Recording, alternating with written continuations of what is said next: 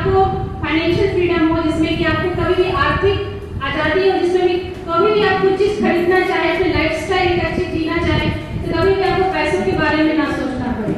Second thing कि आपके पास समय हो।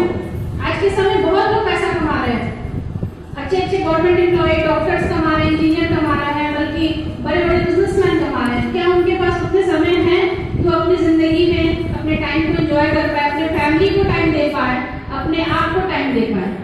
तो दूसरा सफलता का जो मेरा मानना है कि आपके पास फाइनेंशियल फ्रीडम होना चाहिए, टाइम फ्रीडम होना चाहिए। यस और नो? यस और नो? और साथ ही में आपके हेल्थ आपका अच्छा होना चाहिए, क्योंकि हेल्थ सबसे बड़ा वेल्थ है।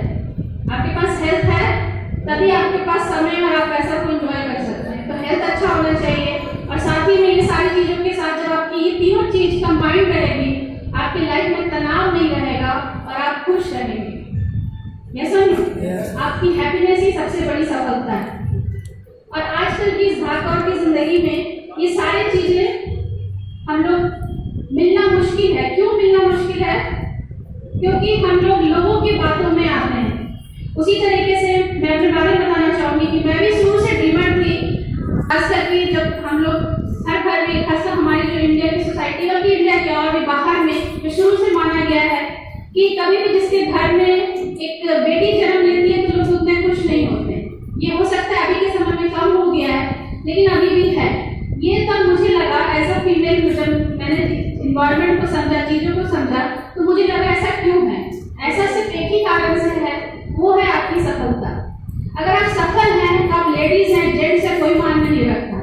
अगर आप सफल हैं तो आपको दुनिया में, आपको जिंदगी में सारी चीजें मिलती है, वो सारा मान सम्मान आपको सोसाइटी में मिलता है। तो मेरा ये मानना था कि नहीं, अगर आप मुझे भी सेल्फ इंडिपेंडेंट होना है तो मुझे कुछ ना कुछ करना है। लेकिन अगेन जो बात आती है सोसाइटी में, क्योंकि हम लोग अपने हिसाब से नहीं चलते, हम लोग लोगों के हिसाब से चलते हैं। लोगों का ये कहना होता है कि अगर आप सफल होना है तो आप नौकरी करें। ऐसा नहीं, जैसा हमारा एनवायरनमेंट है उसमें क्या कहा जाता है कि अगर मैंने ग्रेजुएशन किया और बहुत सारी, क्योंकि हर किसी की कोई भी स्ट्रगल, कोई भी लाइफ में सफल होता है, बिना स्ट्रगल के सफल नहीं होता। हम लोग लोगों को सफल होते देख पाते हैं, लेकिन उसके पीछे का स्ट्रगल हम लोग नहीं देख पाते।